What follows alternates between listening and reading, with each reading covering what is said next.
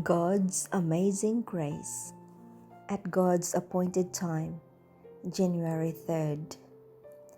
When the fullness of the time was come, God sent forth His Son to redeem them that were under the law, that we might receive the adoption of sons.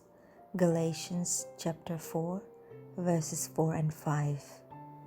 In heaven's council, the hour for the coming of Christ had been determined.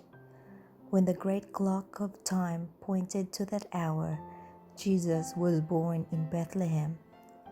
Providence had directed the movements of nations and the tide of human impulse and influence until the world was ripe for the coming of the Deliverer. The deception of sin had reached its height. All the agencies for depraving the souls of men had been put in operation.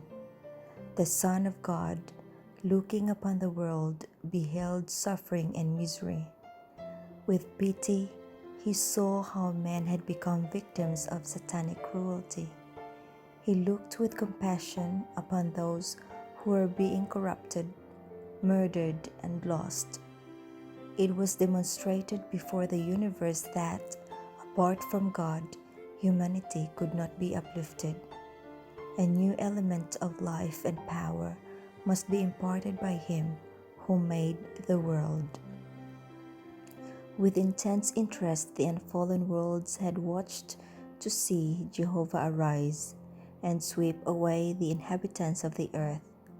But instead of destroying the world, God sent His Son to save it. At the very crisis, when Satan seemed about to triumph, the Son of God came with the message of divine grace. Through every age, through every hour, the love of God had been exercised toward the fallen race. Notwithstanding the perversity of men, the signals of mercy had been continually exhibited, and when the fullness of the time had come, the Deity was glorified by pouring upon the world a flood of healing grace that was never to be obstructed or withdrawn till the plan of salvation should be fulfilled. Satan was exulting that he had succeeded in debasing the image of God in humanity. Then Jesus came to restore in man the image of his Maker.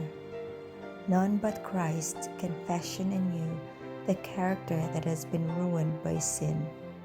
He came to expel the demons that had controlled the will. He came to uplift us up from the dust, to reshape the marred character after the pattern of His divine character, and to make it beautiful with His own glory.